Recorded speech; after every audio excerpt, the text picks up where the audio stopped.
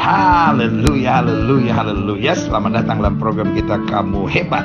Karena pada dasarnya kamu memang hebat. Kenapa? Karena Tuhan yang pilih kita, Tuhan yang sertai kita, Tuhan yang kirim pasukan malaikatnya untuk menjaga kita. Dan pada saat yang bersamaan Dia berikan Roh Kudus untuk menuntun kita. Dia berikan firman sebagai peta kehidupan kita, supaya kita tidak melangkah salah jalan, tapi hidup senantiasa dalam anugerahnya. Haleluya. Hari ini kita masuk dalam program kita Firman Sebelum Bobo. Karena memang firman Tuhan itu penuntun. Firman Tuhan menguatkan kita. Bahkan Alkitab ajarkan ketika Yesus menghadapi pencobaan dari kegelapan, Yesus hanya berkata, ada tertulis, ada tertulis, ada tertulis. Berarti jelas Alkitab bilang manusia hidup bukan dari roti saja, tapi dari setiap firman yang keluar dari mulutnya Allah. Berarti firman Allah adalah kehidupan, firman Allah adalah kekuatan. Tapi pada saat yang bersamaan firman Allah juga senjata buat kita untuk menghancurkan musuh. Nah, saudara yang kasih dalam Tuhan, kiranya lewat firman ini setiap saudara menerima berkat-berkat Tuhan. Haleluya.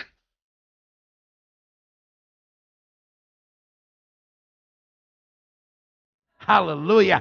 Nah, saudara yang kasih dalam Tuhan, hari ini kita masuk pada pokok yang keenam. Dalam pokok yang keenam atau nama Allah yang keenam, kita mau belajar salah satu nama Allah yang paling fenomenal, ya kan? Dan seringkali dikatakan bahwa jangan menyebut nama Allah, hanya boleh menyebut nama ini. Tetapi orang Yahudi sendiri tidak pernah menyebut nama ini karena nama ini dianggap sebagai nama yang suci, saudara, sehingga ditulisnya mungkin ini, tetapi dibacanya berbeda. Nanti kita belajar, dan ini ditulis dalam huruf, kalau istilah kita bilangnya ditulis dalam huruf Yahudi gundul, ya kan? Seperti ada istilah Arab gundul, ini juga ada istilah Yahudi gundul, karena huruf-huruf Ibrani itu semuanya tanpa huruf hidup. Jadi huruf-huruf Ibrani itu semuanya dengan huruf mati, saudara. Di dalam kehidupan bermasyarakat orang-orang Yahudi, maka sekolah hanya sampai kelas 1 SD. Sampai kelas 1 SD ada yang namanya nikud. Nikud itu adalah titik-titik atau koma atau garis yang menunjukkan huruf hidup, saudara-saudara. Tetapi masuk ke kelas 2 SD, mereka langsung sudah belajar huruf Yahudi yang asli. Karena huruf Yahudi yang asli tanpa nikud, tanpa tanda baca yang membuat dia menjadi bahasa. Jadi ada huruf A-nya, ada huruf I-nya, ada huruf O-nya, itu lewat titik-titik yang ada, saudara-saudara. Nah, sementara kata Yahweh ditulis dari 4 huruf, yaitu Yud, Hei, Vav, Hei. Jadi Yud, Hei, Vav, Hei, terbentuklah kata yang biasa disebut Yahweh atau disebut kata Yehovah, ya kan? Nah, Yehovah atau Yahweh ini, ya kan, biasa disebut dalam bahasa Inggris God, dalam bahasa Indonesia disebut Allah. Nah, saudaraku yang kasih dalam Tuhan, kita tidak meminjam istilah dari sepupu kita, ya kan? Jadi jangan saudara pikir, gembala ini masih ngomong-ngomong nama Tuhannya sepupu kita sih gitu. No. Itu salah besar, saudara, karena Allah, nanti akan ada banyak saudara belajar, berasal dari satu huruf, yaitu El, ya kan? Jadi bisa El, bisa Al. El atau Al artinya bisa yang terus naik ke atas, atau yang berada di atas segala-galanya. Lalu kemudian ada bentuknya Eloah. Eloah itu adalah bentuk jamaknya, dan Allah atau El adalah bentuk tunggalnya. Jadi saudaraku yang kasih dalam Tuhan, dari situ akhirnya orang-orang Kristen pertama yang menerima Tuhan sebagai juru selamat, dia mulai memanggil Allah.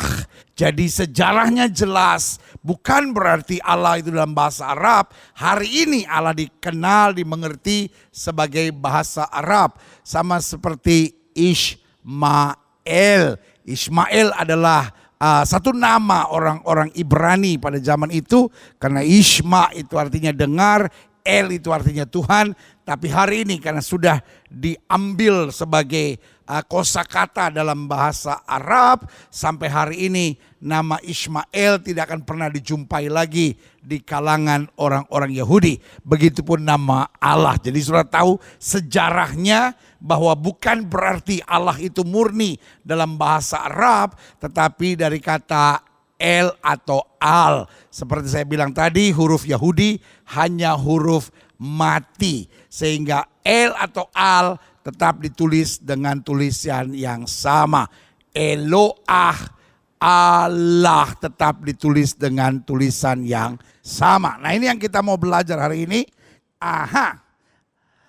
Keluaran 6 ayat 1 sampai 5 dikatakan, selanjutnya berfirmanlah Allah kepada Musa, Ani Adonai atau Ani Yahweh. Jadi semua kata Yud, Hei, Vav, Hei, semua kata Yahweh dalam Alkitab bahasa Indonesia ditulis dengan Tuhan dan memakai huruf besar semua. Nah, beda sama yang 2 minggu lalu saya sampaikan bahwa ketika Abraham berkata El Olam atau Allah yang kekal, the everlasting God, itu adalah kesaksian Abraham.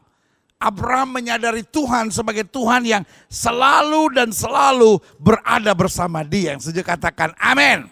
Sama-sama bilang sama saya, Tuhan selalu. Sama-sama bilang sama saya, Tuhan selalu berada bersama saya. Amin. Nah, saya bilang bahwa nama Allah juga bisa disebut sebagai nama kesaksian. Karena 2 minggu lalu saya jelaskan bahwa nama Allah itu bisa dua. Satu, Allah memperkenalkan dirinya. Tetapi yang kedua, kita yang bersaksi tentang pengalaman kita bersama Tuhan. Jadi kalau Tuhan menyembuhkan saya bisa katakan bahwa Dia Allah penyembuh. Kalau Tuhan menyelamatkan saya dari bahaya, saya bisa bilang bahwa Tuhan penyelamat saya dari bahaya. Kalau Allah adalah Allah yang menyelesaikan segala hutang-hutang saya misalnya, saya bisa sebut Allah sebagai penyelesai hutang-hutangku. Kalau Dia mengangkat saya keluar dari kecelakaan, maka saya bisa berkata bahwa Dia yang mengangkat aku keluar dari kecelakaan. Jadi kita bisa sebut Allah apa saja karena Dia adalah segalanya di dalam segalanya. Yang setuju sama saya katakan amin. Jelas sampai di sini? Nah, lihat. Selanjutnya, kembali ke ayat pertama tadi. Di ayat pertama dikatakan apa? Selanjutnya berfirman Allah. Berarti Allah memperkenalkan diri kepada Musa. Ani Adonai. Ani Yahweh. Aku telah menampakkan diri kepada Abraham, Ishak, dan Yakub sebagai apa? The Almighty. Sebagai Allah yang Maha Kuasa. Tetapi dengan namaku Tuhan, dengan namaku apa? Adonai, dengan namaku Yahweh, aku belum apa? Menyatakan diri. Jadi ingat bahwa Allah memang menyatakan bahwa aku memperkenalkan diri sebagai ini, sebagai ini, sebagai ini, sebagai ini. Jadi kita nggak bisa bilang nama Allah hanya Yahweh, saudara-saudara. Orang yang keras berkata nama Allah hanya Yahweh adalah orang yang nggak ngerti Alkitab dengan betul. Karena di sini jelas, aku telah menampakkan diri kepada Abraham, Ishak dan Yakub sebagai apa? Allah yang Maha Kuasa. Tetapi dengan namaku Tuhan sebagai Yahweh, aku belum apa menyatakan diri. Sampai sini jelas nggak? Jadi ada nama-nama yang merupakan pernyataan Allah kepada manusia, ya kan? Tetapi ada nama-nama yang Allah dialami oleh orang-orang percaya dan kemudian mereka tahu Allah sebagai penyembuh, Allah sebagai Maha Kuasa, Allah sebagai Tuhan yang memberi damai sejahtera misalnya, ya kan? Ayat yang ketiga, klik. Bukan saja aku telah mengadakan perjanjianku dengan mereka untuk memberikan kepada mereka tanah Kanaan, tempat mereka tinggal sebagai orang asing. Tapi aku sudah mendengar juga orang-orang Israel yang telah diperbudak oleh orang Mesir. Aku ingat kepada perjanjianku. Berarti ada dua nama lagi yang Tuhan perkenalkan. Aku sebagai Allah perjanjian. Hello. Iya kan? Dan aku sebagai Allah yang apa? Mendengar jeritan orang percaya. Yang setuju sama saya katakan amin. Sama-sama bilang sama saya, Tuhan adalah Allah perjanjian. Sama-sama bilang sama saya, Tuhan mendengar doa saya. Halo? Aha. Boleh gak saya tanya sekarang?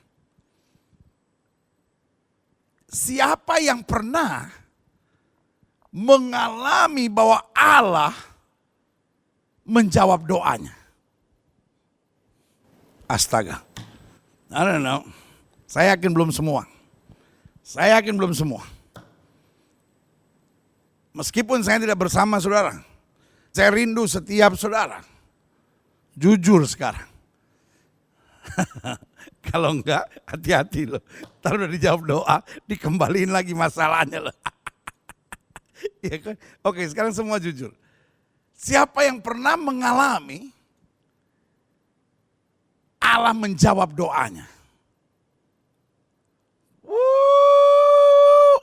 Berikan dulu tepuk tangan yang meriah buat Tuhan. Haleluya, haleluya, haleluya, haleluya, haleluya, haleluya, haleluya. Lihat, saudara yang kasih dalam Tuhan, lihat. Di sini katakan, aku telah mengadakan perjanjianku. Berarti Allah perjanjian, sama-sama bilang sama saya Allah perjanjian. Tapi ayat yang keempat juga bilang, aku sudah mendengar juga apa erangan atau jeritan orang Israel yang telah diperbudak oleh orang Mesir. Dan aku ingat kepada perjanjianku. Allah perjanjian dan Allah apa? Yang mendengar jeritan orang percaya.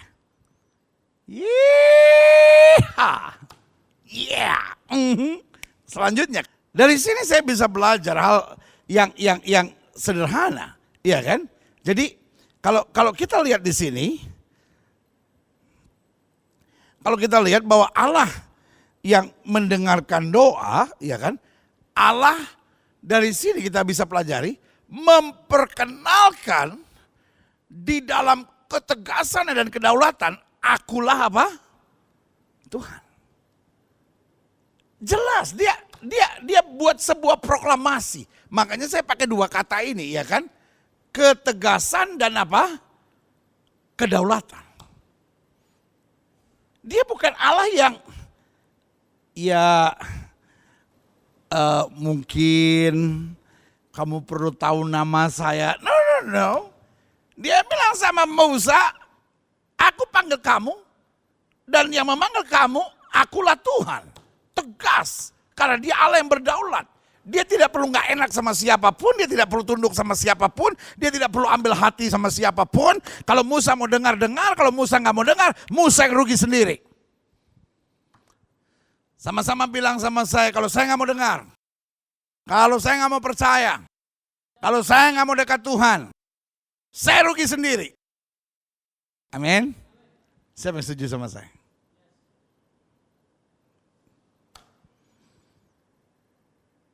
Kalau saya nggak mau dengar, kalau saya nggak mau percaya, kalau saya nggak mau dekat Tuhan, saya rugi sendiri. Makanya dalam ketegasan dan kedaulatannya Tuhan memperkenalkan diri. Ani Adonai. Ani Yahweh. Terserah. Kamu dengar, kamu nggak mau dengar, kamu mau percaya, kamu nggak mau percaya, kamu mendekat, kamu menjauh. Aku tetap Tuhan. Yeha. Amin. Nah, bandingkan dengan pembukaan Alkitab dalam Kejadian 1 ayat 1.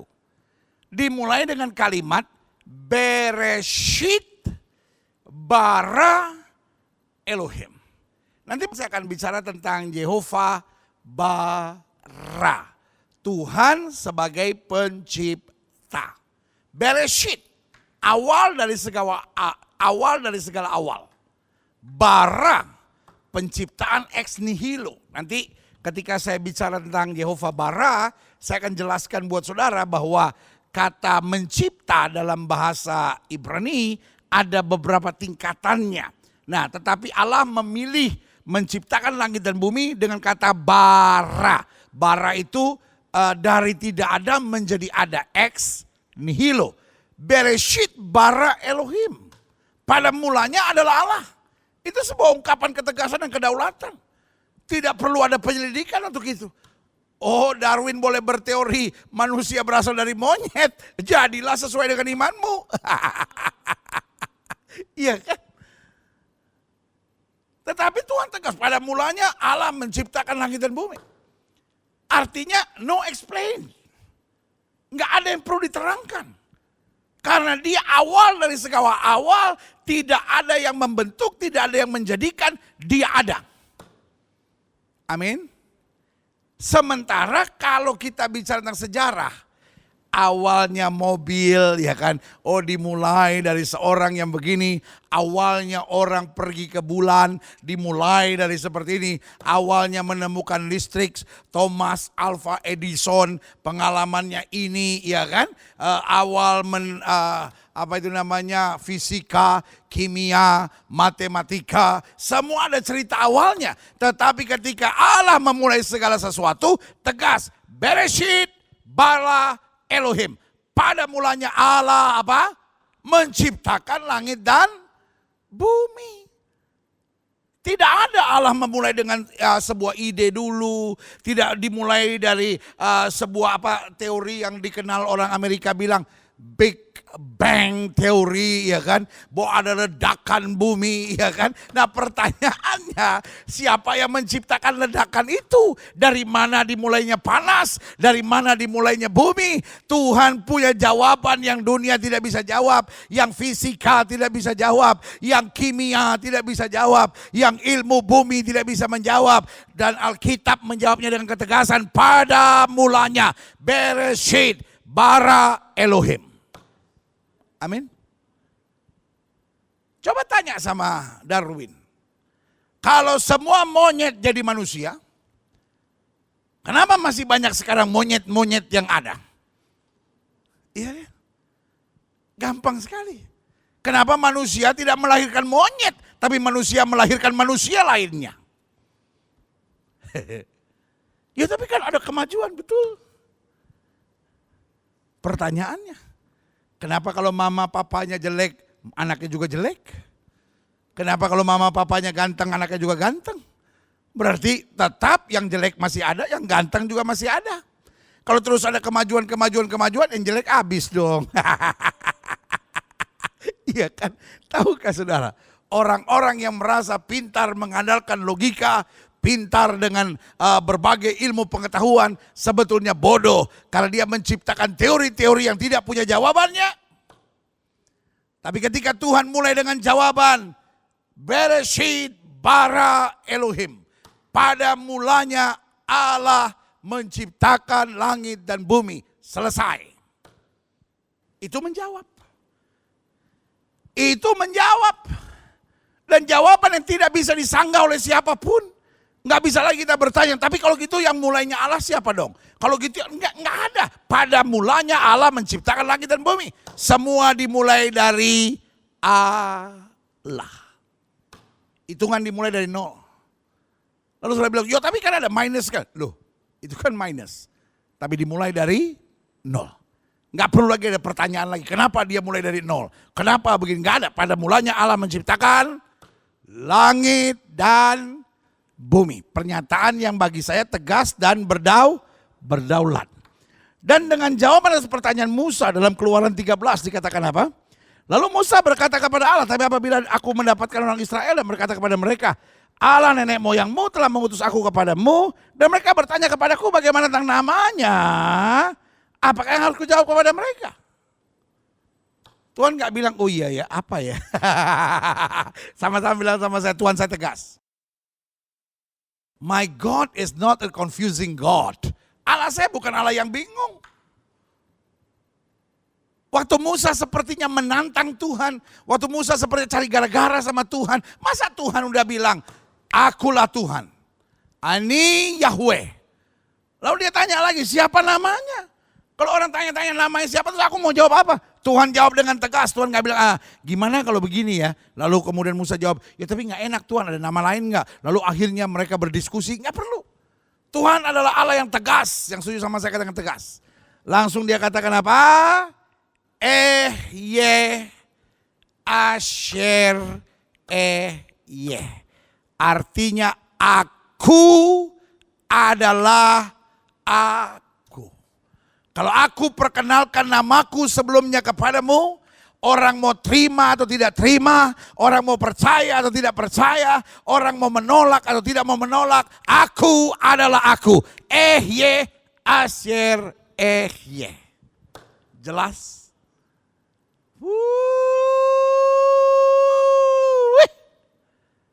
I'm proud of my God.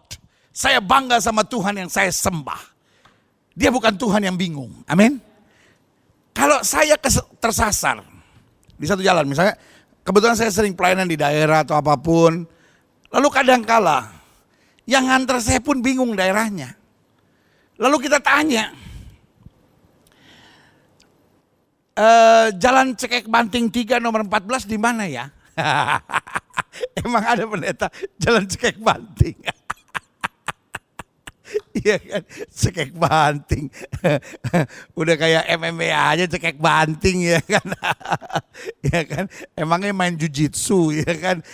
Saudara gue kasih dalam Tuhan, misalnya saya tanya, Jalan Cekek Banting 3 nomor 7 di mana ya? Kalau orangnya bilang gini, Cekek Banting di sana atau di situ ya, waduh saya bingung. Tapi kalau orang yang bilang, Cekek Banting 3, Pak saya kebetulan tinggal di Jalan Cekek Banting 2 Pak. Bapak lurus ke depan ada pohon kelapa, Bapak belok kanan, 400 meter di situ ada tukang teh botol, lalu Bapak lurus lagi ke kanan, lalu sampai di situ nanti ada pos hansip, pas di belakang pohon hansip itu ada gang, itu Jalan Cekek Banting 3, itu mantap. Karena yang jawab saya tidak bingung. Setuju nggak? Nah, waktu Tuhan ditanya sama Musa, kalau orang tanya sama aku, siapa namanya?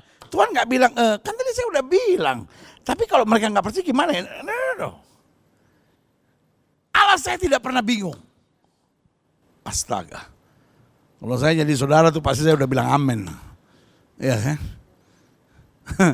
Saudara pikir saudara nggak kelihatan nih. Padahal saya nonton nih sekarang lewat YouTube nih, kelihatan muka-muka lemes saudara. Allah saya tidak pernah bingung. Amin. Waktu Musa tanya, kalau orang tanya siapa, aku jawab. Asher, dan.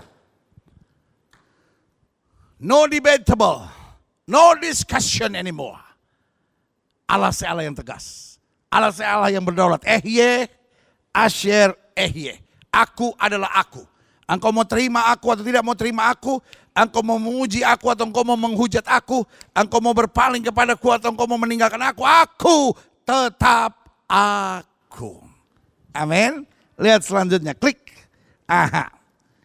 Sedikit pemahaman yang saya sebut dalam bahasa Ibrani, ada dua istilah. Satu namanya ketif, satu namanya kere. Bukan kere, kere. Kalau kere lain lagi. Ya kan, ada ketif, ada kere. Nah, ketif itu artinya yang tertulis, yang dapat dibacakan. Ya kan? Tetapi terbacanya, ya kan? Itu namanya kere. Ya kan? Karena ketif itu apa yang tertulis, ya kan? Tapi kere adalah apa yang atau cara membacanya, ya kan? Nah, di sini yud, hei, vav, hei itu ketifnya adalah tulisan yang harusnya dibaca Yahweh atau Jehovah. Tetapi kerenya, ya kan, selalu Adonai. Karena buat orang Yahudi, it's not polite. Sampai hari ini, masih ada Alkitab yang ditulis tangan. Dari apa itu namanya? Kulit binatang yang kosher. Sesuai dengan Imamat pasal 11 ada kan yang kosher atau yang halal dan yang tidak halal, halal dan haram, ya kan? Nah, jadi setiap kali mereka menulis, lalu ada kata Yud, Hei, Vav, Hei, apa yang terjadi? Mereka harus berhenti, mereka menyucikan diri, ya kan? Kalau kita pakai istilah baptisan, ya kan? Tapi kalau mereka ada apa itu namanya kolam yang namanya kolam pentahiran, ya kan? Jadi mereka masuk kolam pentahiran, mereka tahirkan diri mereka, baru mereka layak tulis Yud, Hei, Vav, Hei. Dan setelah tulis Yud, Hei, Vav, Hei, maka pena yang mereka pakai harus mereka sanctify, harus mereka kuduskan, harus mereka taruh di satu tempat yang tidak akan dipergunakan lainnya, kecuali untuk kemudian kalau mereka mau menulis Yud, Hei, Vav, Hei kembali. Jadi nama itu begitu kudus, hanya boleh terbaca dalam doa, ya kan? Kita bisa berkata Adonai, tetapi dalam keseharian kita nggak pernah boleh bilang Adonai. Jadi artinya kita bilang dalam keseharian Hashem. Dalam doa kita bisa bilang Adonai Elohenu. Dalam membaca Alkitab misalnya, Shema Israel misalnya dalam Ulangan 6 itu, dengar hai Israel bahwa Tuhan Allahmu itu Esa, meskipun itu pakai kata Yud, Hei, Wav, Hei, tapi tetap dibacanya Shema Israel Adonai Elohenu Adonai Echad. Dengar hai Israel, Tuhan itu Allah, Tuhan itu Esa. Shema Israel Adonai Elohenu Adonai Echad. Dan buat orang Yahudi, kalimat itu adalah kalimat yang sangat suci dan penting. Artinya apa? Artinya kalau seorang tertembak dan dia masih ingat dalam waktu semenit, maka yang pertama dia harus katakan Shema Israel Adonai Elohenu Adonai Echad. Dan kalau dia mati, mereka percaya Tuhan menyambut mereka. Karena dia ingat apa yang Tuhan sampaikan buat orang Yahudi. Buat orang Yahudi kalau sudah sakit parah dan dia tahu waktunya udah tidak lama lagi, pasti dia sebut kalimat itu. Shema Israel Adonai Elohenu Adonai Echad. Karena Tuhan bilang, dengar hai Israel, dengar. Ajar ini berulang-ulang. Jadi ada ketif, ada kere. Ketif adalah yang tertulis, tetapi kere adalah yang dibaca. Dan Adonai hanya boleh dibaca dalam Alkitab atau dalam doa. Jadi kalau kita doa kita bilang Adonai. Tetapi keseharian kita hanya boleh sampai kata Hashem. Iya kan? Nah selanjutnya diyakini Yud, Hei, Wav, Hei ini merupakan kesimpulan dari pemahaman Ibrani. Pemahaman Ibraninya apa? Yaitu Yiyeh, Hove, Ha-Ya. Ehyeh, Asyer, Ehyeh itu bagian dari tiga kata ini. Yiyeh, Hove, Ha-Ya. Apa artinya Yiyeh? Apa artinya Hove? Apa artinya Haya? Kalau saudara suka dengar lagu, dia yang telah, yang ada, dan kan datang. Nah itu dia. Itu dari Ehyeh, Asyer, Ehyeh. He will be, dia akan datang. Ya kan? He is, dia adalah, and he was. Dia dulu ada. Ya kan?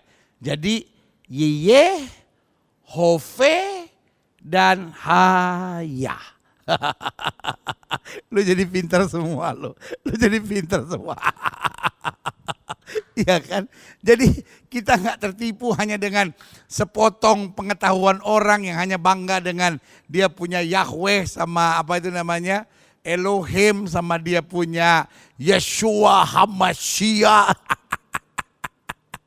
Iya kan? Aduh, kalau kita ngerti konsep Ibrani, kita ngerti konsep pemahamannya, saudara yang kasih dalam Tuhan, jadi geli sekali kita. Kalau dengar mereka sibuk sama Elohim, mereka sibuk sama Yahweh, ya kan? Karena ini hanya bagian dari Allah yang memperkenalkan dirinya. Bahwa aku ada sebelum segala sesuatunya ada, aku ada saat ini, dan aku tetap ada sampai selama-lamanya. Yehove Haya. Itu sebabnya Tuhan berkata apa? Tuhan berkata Ehye Asyer Ehye. Aku dulu ada, aku sekarang ada, dan selama-lamanya aku ada. Dan kata ada yang dipakai dalam bahasa Ibrani ini adalah kata ada yang punya kesan atau punya nafas aktif, bukan pasif. Artinya kalau dulu aku ada, aku bertindak. Kalau sekarang aku ada, aku menyertai kamu. Dan kalau nanti aku tetap ada, aku akan tetap melakukan perkara dahsyat di tengah-tengah kamu. Yang setuju katakan amin. Sekali lagi sama-sama bilang sama saya, Yehove Haya. Dia pernah ada, dan dia selama-lamanya ada. Amin. Nah, saya pelajari berarti unsur-unsur penting dari Yud Hei Waw Hei yang perlu kita ketahui. Satu, kita tahu dia Allah yang apa? Berdaulat. Sama-sama bilang sama saya berdaulat. Amin. Sama-sama bilang sama saya berdaulat. Unsur-unsur penting dari Yud Hei Waw Hei ini, yang pertama adalah apa? Kedaulatannya. Kedaulatannya begitu sempurna sehingga dia tidak pernah semena-mena, seenak-enaknya, serta tidak pernah menyalahgunakan kedaulatannya. Iya kan? Ada pepatah orang-orang politik yang berkata, power tend to be corrupt. Kalau orang punya kuasa, itu cenderung akan memakainya semena-mena. Tetapi itu tidak akan pernah terjadi sama orang percaya. Kalau kita menjadi orang kaya misalnya, kita nggak akan semena-mena terhadap orang yang miskin. Kalau kita menjadi bos misalnya, kita nggak akan semena-mena sama karyawan. Kenapa? Loh, kita belajar dari kedaulatan Tuhan. Meskipun Tuhan adalah Allah yang berdaulat, tapi dia tetap Allah yang penuh kasih. Haleluya. Dia bukan Allah yang semena-mena. Meskipun Petrus menyangkal dia, meskipun Thomas, kalau pakai bahasa saya bilang, kurang ajar terhadap dia. Thomas bilang apa? Kalau aku belum mencucukkan jariku dan aku belum mencucukkan tanganku, aku tidak akan percaya. Yesus gak bilang terserah kamu Thomas. Kalau gak percaya, biar nanti petir sabar menyambar, mati kering lu di situ. No. He is the Almighty God. Tetapi tetap dia datang kepada Thomas dengan segala kerendahan hati dan berkata, Thomas, cucukkan tanganmu ke jariku dan cucukkan jarimu pada lambungku. Artinya apa? Di tengah kemahakuasaanku, aku tetap mengasihi dan mengerti kamu. Untuk Petrus dan Thomas yang telah mengecewakan Tuhan, Yesus telah berkata apa? Bapa, ampunilah mereka sebab mereka tidak tahu apa yang mereka perbuat. Yeeha. Amin. Jadi kalau kita memanggil dia Yahweh, Yehova, orang Batak bilang Jahoba. Ya kan? Ini yang saya bilang, Batak dan Manado nggak cocok kalau untuk soal ini nih. Kalau soal makanan, aduh kita cocok sekali. Babi sama-sama rata, anjing sama-sama rata, ya kan? Tapi nggak semua lo Batak sama Manado nggak makan anjing. Nggak semua lo tega ya kan. Kayaknya pencinta anjing kalau lihat Batak sama Manado ini dia nih musuh gue nih. Nggak juga. Gini. Tapi yang saya mau ingatkan buat saudara. Kalau soal makanan, Manado sama Batak jadi itu. Tapi kalau soal doa kurang mantap. Karena orang Batak kalau berdoa Tuhan itu Jehovah, iya kan? Tetapi kalau Manado Jehovah itu tahu hoba apa tuh ngintip, ngana Jabahoba ngana, iya kan? Ngana dia cuma bahoba ngana. Orang Batak lagi berdoa Jehovah, ya kan? Manado bilang kenapa dia Jehovah? Dia cuma ngintip. Iya kan? Saudaraku yang kasih dalam Tuhan. Kalau saya mengenal Tuhan sebagai Jehovah, sebagai Yahweh, sebagai Jehovah. Apa artinya? Dia berdaulat. Sempurna. Tapi dalam kekuasaan mutlaknya. Dia tidak pernah semena-mena. Dia tidak pernah seenaknya. Serta tidak pernah menyalahgunakan kedaulatannya. Yang kedua. Unsur penting yang kita jumpai dalam Yud Hei Waw Hei adalah ingatannya yang sempurna. Mengalahkan lupa dan alpanya manusia. Salah satu unsur penting dalam hidup manusia adalah apa? Lupa. Salah satu sumber tragedi, salah satu sumber masalah dalam hidup manusia adalah apa? Lupa. Tetapi kalau dia berkata, akulah Tuhan. Aku Allah dari Abraham, Ishak dan Yakub. Musa boleh saja melupakan pengalaman-pengalaman dahsyat di belakangnya. Tetapi Allah tidak pernah lupa. Allah tetap ingat bahwa dia mengangkat kita. Dia yang memilih kita. Dia yang menyelamatkan kita. Dan melakukan perkara besar di tengah kita. Berikan tepuk tangan yang meriah buat Tuhan. Haleluya. Amin.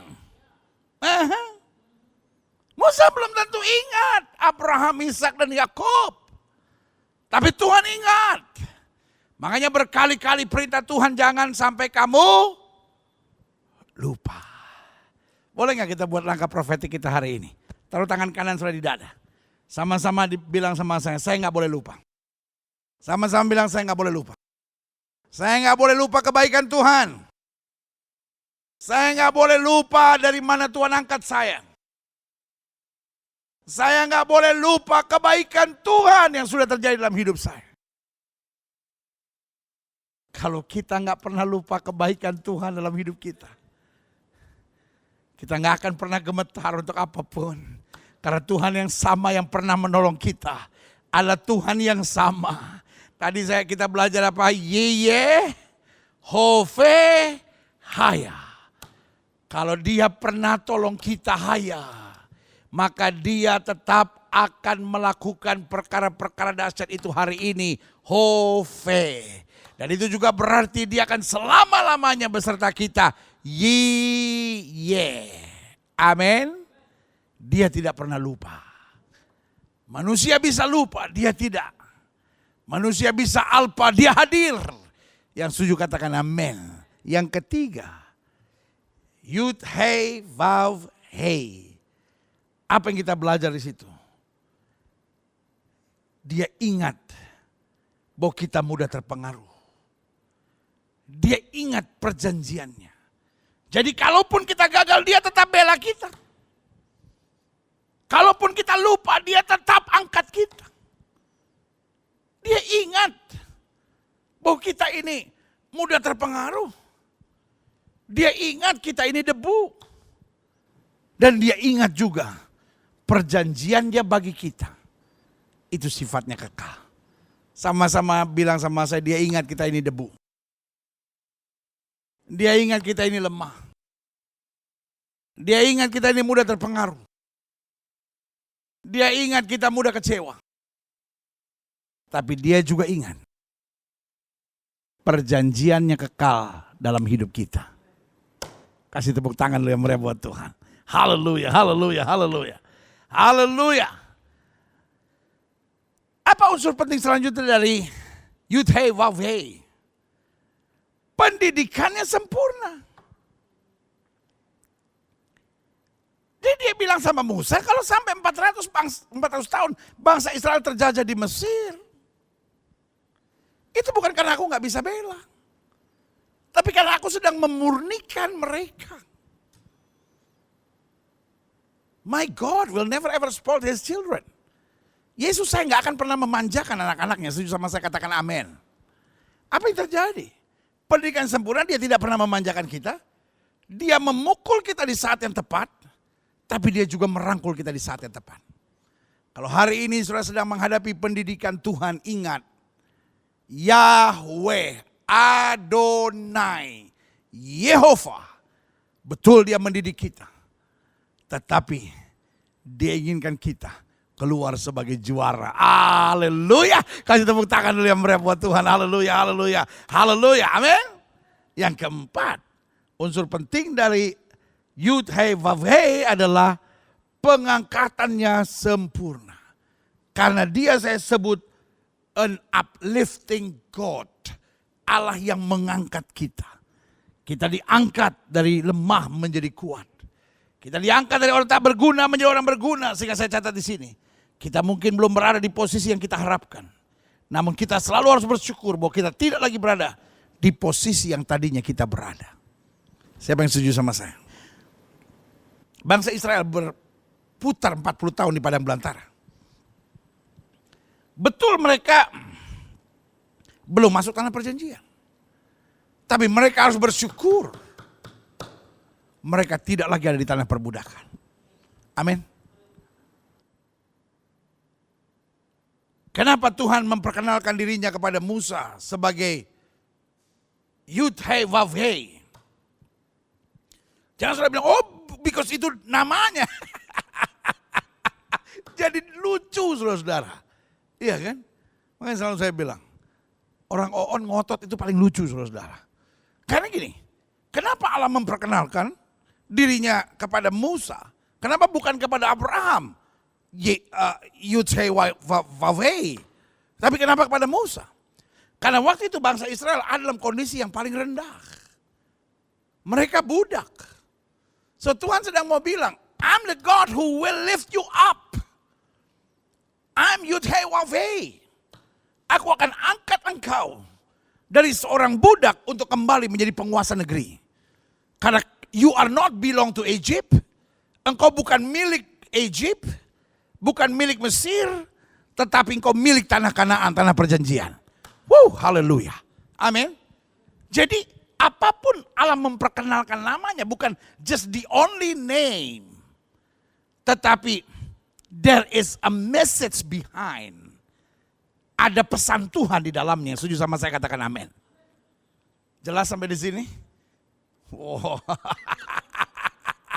Ini pintar semua ini sekarang ini.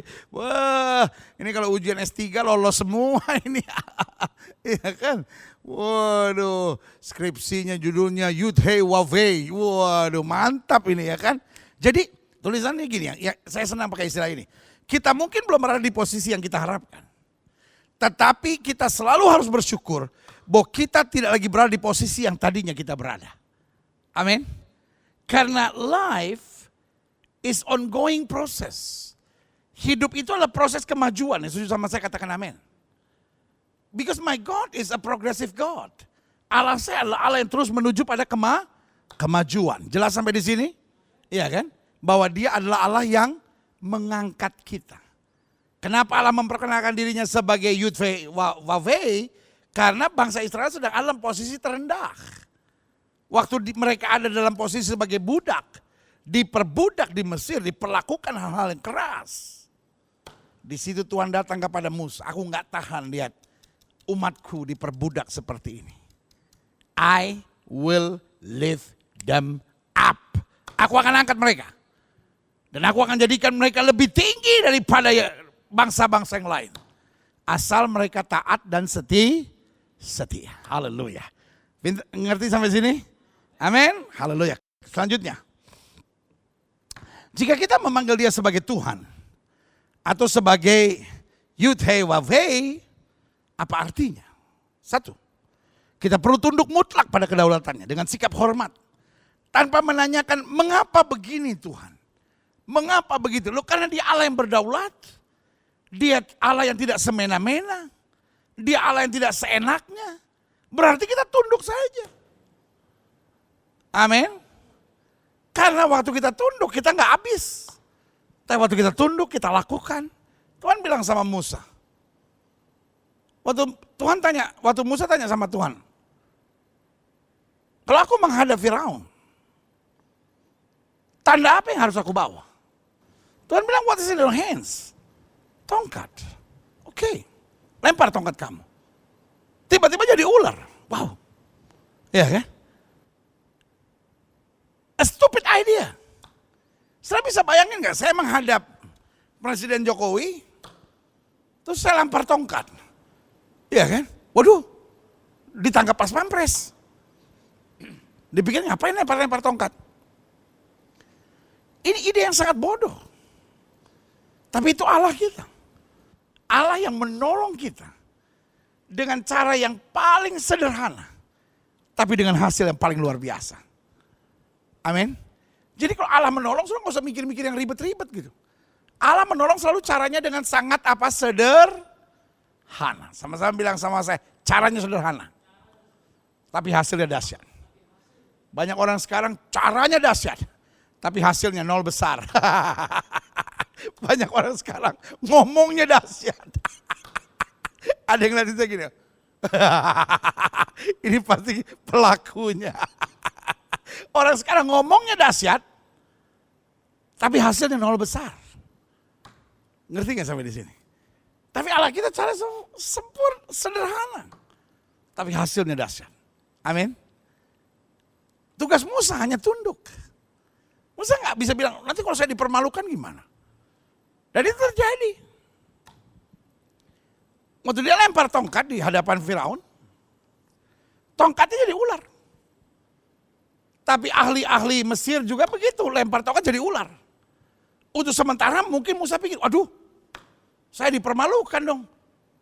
Waduh, nanti orang pikir kita kok dong lemong. Orang Jakarta bilang, gila gue dikacangin nanti. Iya kan? Tetapi, orang yang tunduk mutlak pada Allah gak mungkin bisa dipermainkan. Firaun baru mau ketawa tuh. Wah, bukan cuma kau Musa yang bisa. Lihat ahli-ahliku juga bisa. Tiba-tiba dia belum selesai tertawa. Ularnya Musa makan habis kasih rata. Berarti ularnya sangir itu. Ularnya sangir. Ularnya sangir. Iya kan? Oh, ular kasih rata semua saudara-saudara. Sampai Firaun pikir, oh my God. Musa punya ular, lapar kah, ya kan? Musa punya ular seperti rupa habis begadang begitu. Lapar, kasih rata semuanya. Yang saya mau ajarkan buat saudara, kalau kita tunduk sama Tuhan, kita nggak pernah dikecewakan. Amin. Yang kedua, kalau kita memanggil dia sebagai Yud-Heh Wav-Heh, berarti kita perlu siap melakukan apa saja yang dia perintahkan. Masuk akal atau nggak masuk akal. Kalau Tuhan bilang ampuni, kita harus ampuni. Kalau Tuhan bilang jangan nengok ke belakang, kita jangan nengok ke belakang. Jangan kita berdebat sama Tuhan dan bilang, aduh Tuhan tadi kan nggak bisa Tuhan, apa yang dia buat sama saya kan terlalu menyakitkan. Nah kalau Tuhan bilang kembalikan perpuluhan milik Tuhan, kembalikan aja. Nggak usah bilang nanti kan saya kekurangan Tuhan. Loh, apapun yang Tuhan perintahkan lakukan saja saudara.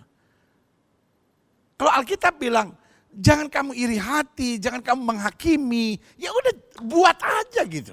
Ya tapi dia terlalu nyebelin saya gitu. Kita yang rugi sendiri. Tahukah saudara?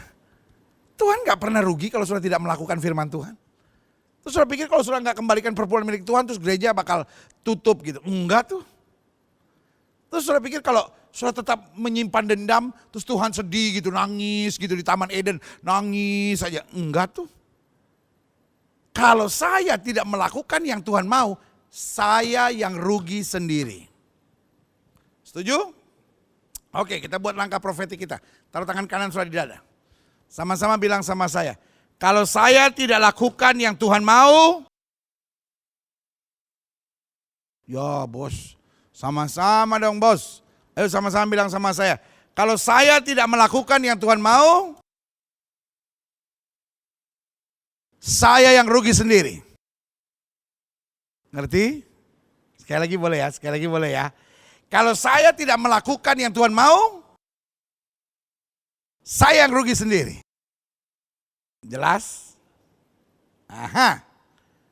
Selanjutnya, jika saya memanggil dia sebagai Yud-Heh-Wav-Heh, ya kan?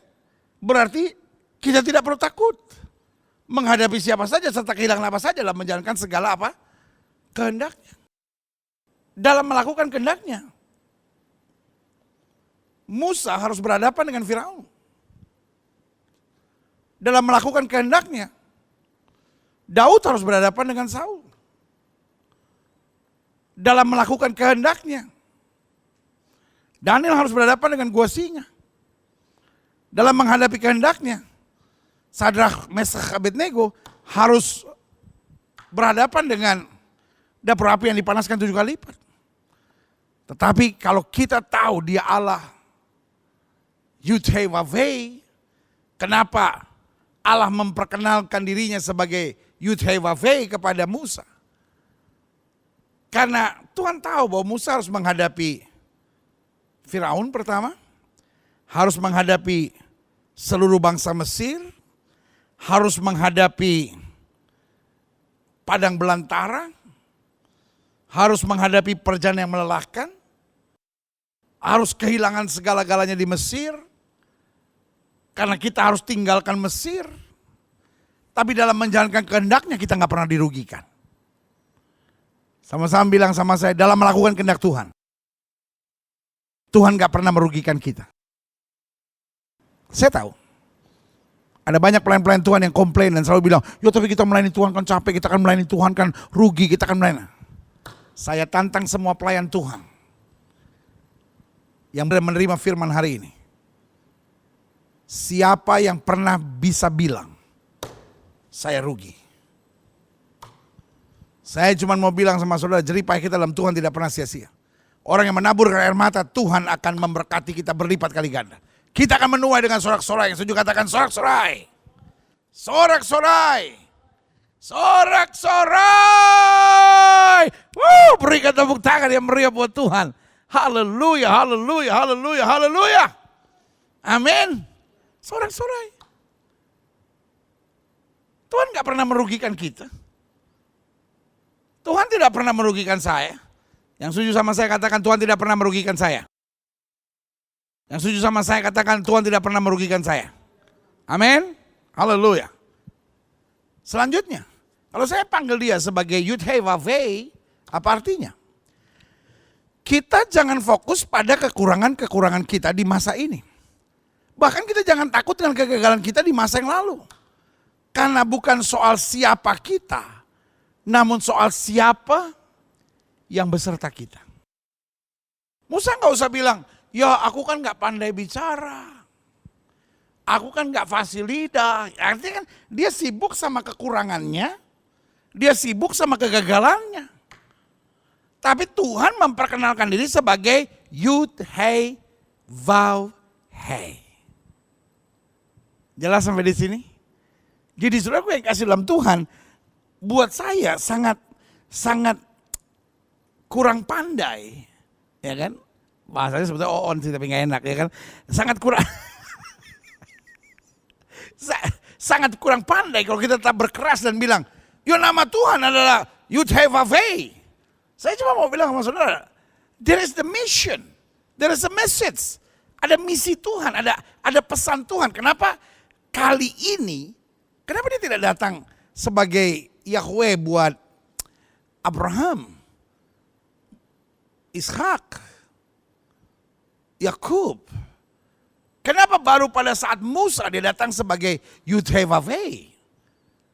Karena dia tahu kekurangan Musa, dia tahu kelemahan Musa. Dan dia sedang mau ingatkan Musa, jangan fokus pada kekurangannya. Karena bukan soal siapa kamu. When I choose you,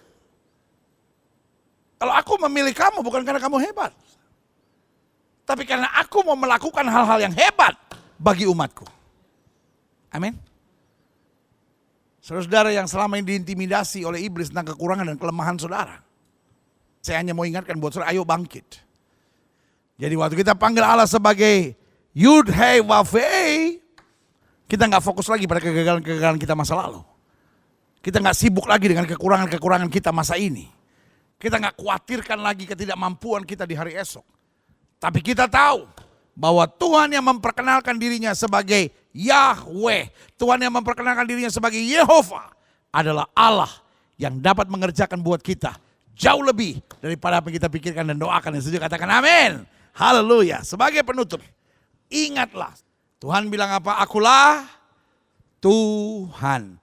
Ani Adonai. Ani Yahweh. Kalaupun dokter berkata engkau sakit, Tuhan bilang akulah Tuhan. Kalaupun orang sudah bilang sama saudara tidak mungkin, Tuhan bilang akulah Tuhan. Ani Yahweh. Ketika Musa bilang bangsa Mesir begitu kuat, Fir'aun begitu keras. Tapi Tuhan cuma bilang Ani Yahweh. Akulah Tuhan. Amin. Waktu saya ingat akulah Tuhan. Dialah Tuhan yang hebat. Dialah Tuhan yang luar biasa. Tidak ada kegentaran. Yang ada cuma iman bahwa aku cakap menanggung segala perkara di dalam Kristus yang memberi kekuatan kepadaku. Berikan tepuk tangan yang meriah buat Tuhan. Haleluya. Haleluya. Haleluya. Haleluya. Setiap mata terpejam, setiap kepala tertunduk, setiap hati terangkat. Dan kita percaya bahwa hari ini adalah hari pemulihan yang Tuhan mau kerjakan buat kita. Sambil setiap mata terpejam, setiap kepala tertunduk, setiap hati terangkat. Saya hanya mau ingatkan buat setiap jemaat sekalian. Ani Yahweh kata Tuhan. Akulah Tuhan. Berita apapun yang menakutkan buat saudara.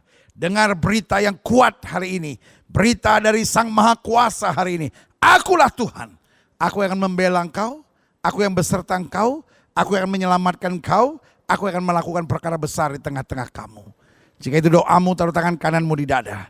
Atau mungkin hari-hari ini kau berkata, saya sedang takut kehilangan sesuatu. Taruh tangan kananmu di dada. Pastikan bahwa kalau Tuhan ada, Tuhan yang menyempurnakan segala-galanya. Atau mungkin hari ini engkau berkata, aku orang Kristen, tapi aku seringkali bertindak seenaknya dan sewenang-wenang. Aku hidup secara arogan dan mau menang sendiri. Terhadap anak-anakku, terhadap istriku, bahkan kalau istriku salah, kalau suamiku salah, kalau anak-anakku salah, aku menjadi orang yang sangat kasar dan keras. Taruh tangan kananmu di dada. Biar hari ini kita berjalan terus dengan lemah lembut. Kita jadi berkat. Atau mungkin ada saudara yang berkata, saya rugi melayani Tuhan, saya rugi melayani Tuhan. Bertobat hari ini. Tuhan tidak pernah merugikan saudara. Asal saja engkau mau tetap lakukan apa yang Tuhan mau. Engkau kagum melihat pembelaan Tuhan yang sempurna. Jika itu doamu, taruh tangan kananmu di dada. Kita berdoa. Setiap saudara yang taruh tangan kanan saudara di dada, angkat tanganmu dua-dua tinggi-tinggi. Izinkan saya berdoa sekarang. Bapa, di dalam nama Yesus, kami terima firman-Mu dan hamba berdoa di dalam nama Yesus Tuhan Jamaah. Tuhan memperkenalkan diri kepada Musa, Ani Yahweh. Biarlah perkenalan Tuhan kepada Musa menjadi iman buat kami.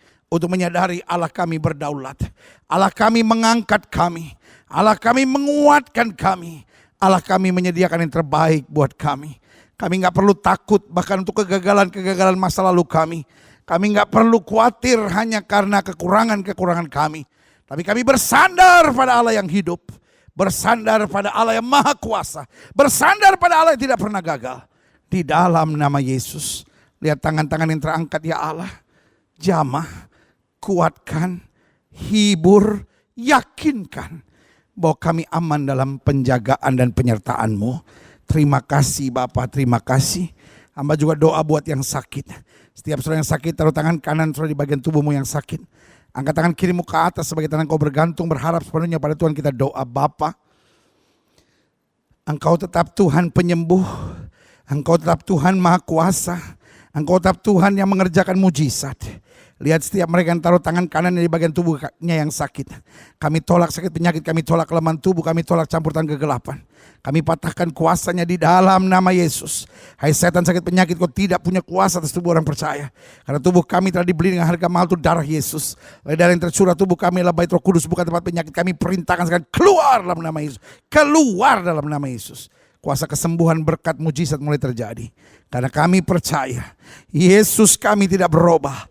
Dulu, kemarin, hari ini, dan sampai selama-lamanya.